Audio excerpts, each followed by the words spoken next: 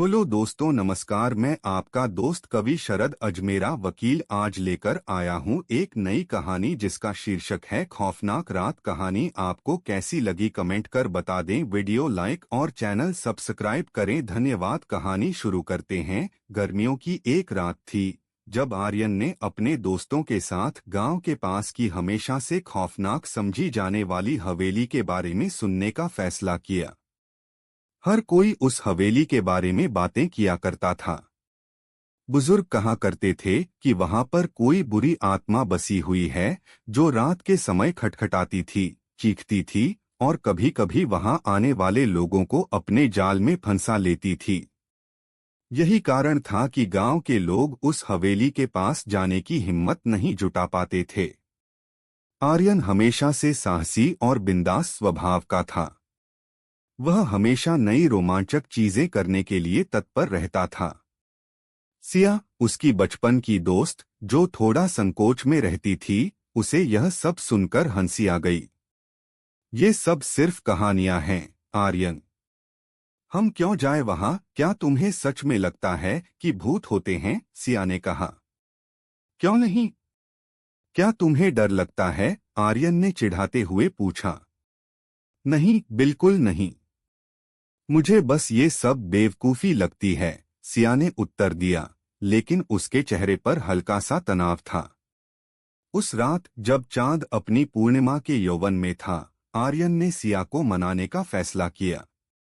कल रात हम हवेली जाएंगे और दिखाते हैं कि ये सिर्फ कहानियां हैं, उसने कहा।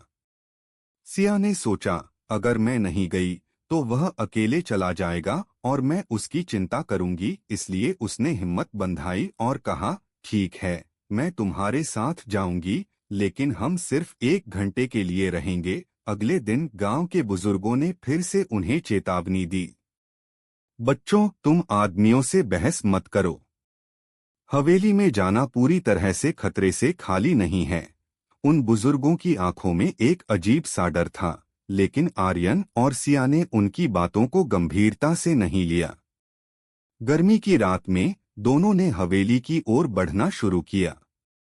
रास्ते में सिया 1 मिनट के लिए हेजिटेंट महसूस करती थी। घने पेड़ों के बीच हवेली का पुराना ढांचा नजर आ रहा था। हवेली की दीवारें काली थीं और उन पर गहरी दरारें थीं। जब वे दरवाजे पर पहुंचे, आर्यन ने उसे धकेलकर खोला। आवाज सुनकर एक सन्नाटा चारों ओर फैला हुआ था। हवेली के अंदर एक डरावनी सी खामोशी थी, जिसे केवल हवा के झोंकों की आवाजें तोड़ती थीं। क्या तुम सुन रही हो? सिया ने धीमा स्वर में कहा। आर्यन ने उसके पीछे देखते हुए जवाब दिया, यह तो बस हवेली का वातावरण है। हमें अंदर चलना चाहिए। हवेली के अंदर कदम रखते ही उनकी आंखों के सामने कई पुरानी तस्वीरें और फर्नीचर दिखे। दीवारों पर धूल और जाले भरे हुए थे। जैसे ही उन्होंने एक कदम और बढ़ाया, सिया ने अचानक पास में एक आवाज सुनी, कोई है। उसकी आवाज गूंज गई। आर्यन और सिया को समझ में नहीं आया कि उन्हें क्या करना होगा, लेकिन उन्होंने वृद्ध की बात को गंभीरता से लिया। वृद्ध ने उन्हें बताया कि हवेली के नीचे एक गुप्त कक्ष है, जहां उस किताब को रखा गया है। यहाँ, इस हवेली की नींव में, जहां से मेरी शक्ति निकलती है। आर्यन और सिया ने उन धुंधली सीढ़ियों की ओर बढ़ना शुरू किया, जो बेहद खतरनाक लग रही थीं। जैसे जैसे वे नीचे जाते गए, एक अजीब सी गंध उनके मुंह में भरने लगी। मोजे की भूतिया गंध और खतरनाक भाषाएं सुनाई देने लगीं। जब वे अंतः गुप्त कक्ष में पहुंचे, वहां एक पुरानी किताब रखी हुई थी, जो अंधेरे और धूल से भरी हुई थी। यह वही किताब है, आर्यन ने उत्साह से कहा। सिया ने चौंक कर कहा, हमें इसे लेना होगा, लेकिन यहाँ से वापस निकलना होगा। लेकिन उन्हें यह समझ नहीं आ रहा था कि गया हुआ रास्ता अब उनके लिए क्यों बंद हो गया। अचानक हवेली पूरी तरह से कांपने लगी और दीवारों से चीखने की आवाजें आईं। तुमने हमें बर्बाद किया है, एक गीत गूंजा। हमारे यहाँ से जाने का कोई रास्ता नहीं है, सिया चिल्लाई।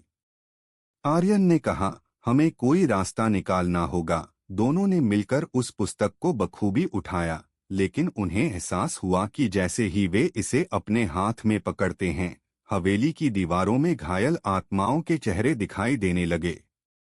यह सब खत्म करो। हमें इस शक्ति का सामना करना होगा, आर्यन ने साहस से कहा। जैसे ही उन्होंने उस किताब को खोला, एक उज्ज्वल प्रकाश चारों ओर फैल गया। तुमने हमारी शक्तियों को जागृत किया है। अब तुम्हें हमारी सच्चाई जानने का समय आ गया है, वृद्ध ने कहा। हवेली में उस प्रकाश ने सब कुछ बदल दिया।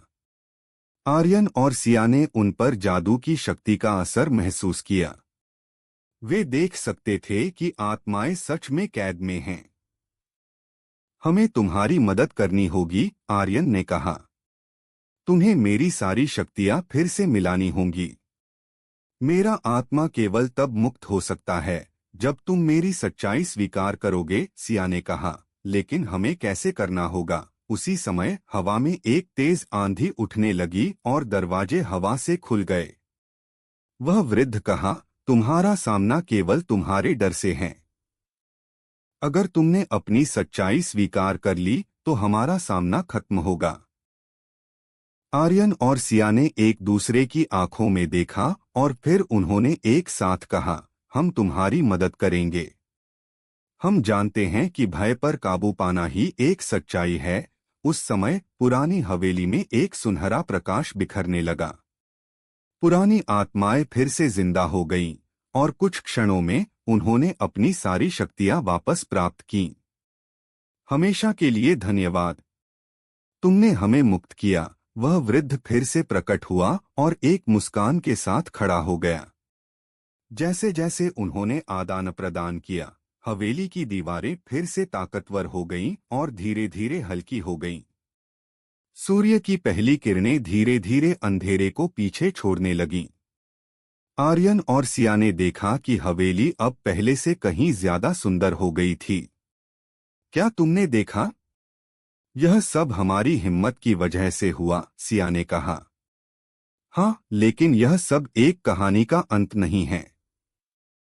हमें लोगों को बताना होगा, आर्यन ने कहा। जब वे हवेली से बाहर आए तो उन्होंने देखा कि गांव के लोग बाहर थे, जिन्होंने उन्हें खोजने की कोशिश की थी। गांव के लोग उनकी आंखों में चिंता देख रहे थे, लेकिन जब उन्होंने आर्यन और सिया की खुशी देखी तो आश्चर्य में पड़ गए। आर्यन ने उन्हें बताया कि उन्होंने हवेली के रहस्य का सामना किया और उस अंकित आत्मा को मुक्त किया। अब वह हवेली खतरनाक नहीं है, बल्कि एक सुंदर स्थान बन गया है। गांव वालों ने देखा कि हवेली के आसपास का वातावरण अब बदला हुआ था। धीरे धीरे वे हवेली की ओर बढ़े, जहां उन्होंने आर्यन और सिया को बहादुरी के साथ खड़े हुए देखा। तुम दोनों ने अद्भुत काम किया है। तुमने हमारी निर्भीकता को साबित किया है, गांव के बुजुर्ग ने कहा। आर्यन और सिया ने अपने अनुभव साझा किए और बताया कि आशंका से बाहर आकर ही हम सच्चाई देख सकते हैं।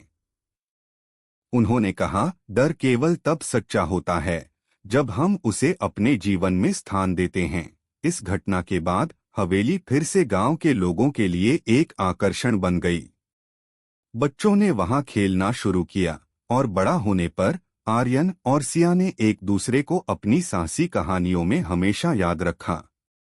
समय के साथ गांव की कहानियां हमेशा जीवित रहीं और हवेली की दीवारों में पहले कैद आत्माओं के गीत गूंजते रहे, जो अब आजाद हो चुकी थीं। बच्चे सुनते थे कि कैसे आर्यन और सिया ने डर का सामना किया और अपनी बहादुरी से सबको एक नई कहानी दी। इस प्रकार हवेली का नाम साहसी हवेली रखा गया और यह पूरे गांव के लिए एक प्रतीक बन गई, जिसमें डर की जगह साहस और मित्रता का मजबूत संदेश था। और इस प्रकार आर्यन और सिया की यह खौफनाक रात एक साहसी कहानी में बदल गई, जो गांव में हमेशा याद रखी जाएगी।